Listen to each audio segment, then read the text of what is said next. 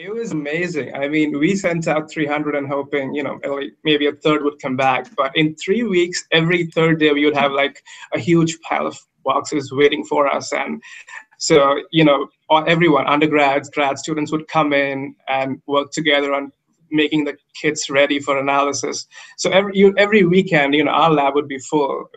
So it was quite amazing watching, so many young people just, working tirelessly because they believed something was wrong and our efforts and the urgency with which these need to be addressed. So they were working towards it. For example, if we would get 50 kits on Friday, right? So we would send out an email, anyone who's available, why don't you come in on Saturday? And then we would get the samples ready. And so, yes, the idea was as soon as we get the kits back, let's get the results, let's see what they mean and put them online for people to see. Because at this point, August, September, people had been drinking this water for at least 15 months. So for all of us, it was like, this is urgent. So let's work towards it as soon as we all possibly can. You didn't know if you were going to find lead in the water or not. No, we did not. But I think. What was the urgency then? The urgency was the first so initially when we sent the kits out, we got 24 back in the first batch, and more than half of them were over 15. There was one maybe there was 60 or 70.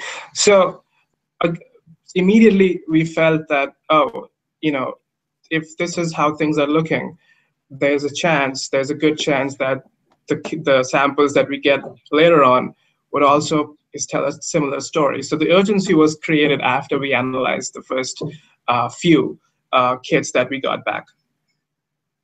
And where did you post the information? You said you wanted to get the information online as soon as possible.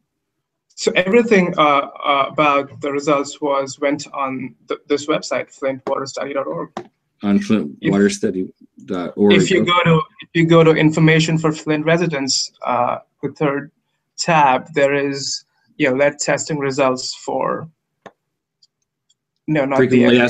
frequently asked questions. No, the first one, lead testing results. Okay, here we are.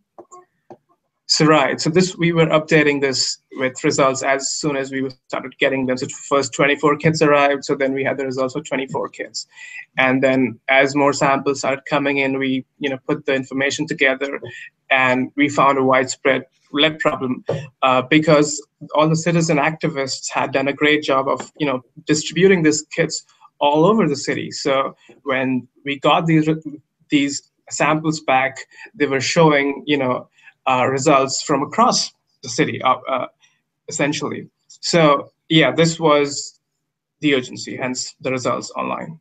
Now you say you worked with citizen scientists. How did you find these citizen scientists? Well, citizen science means that you don't have to be a scientist to be don't have to have a PhD to do good science. When we say we worked with citizen scientists, what I mean is all those 277 kits that we got back, they were collected by homeowners themselves.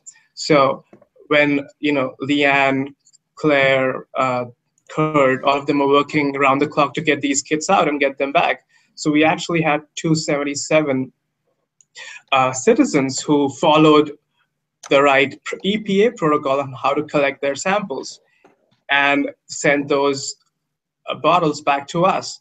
So it's quite amazing when you think about it that all of these citizens, worked and collected samples, and did a great job. So hence the term citizen scientists.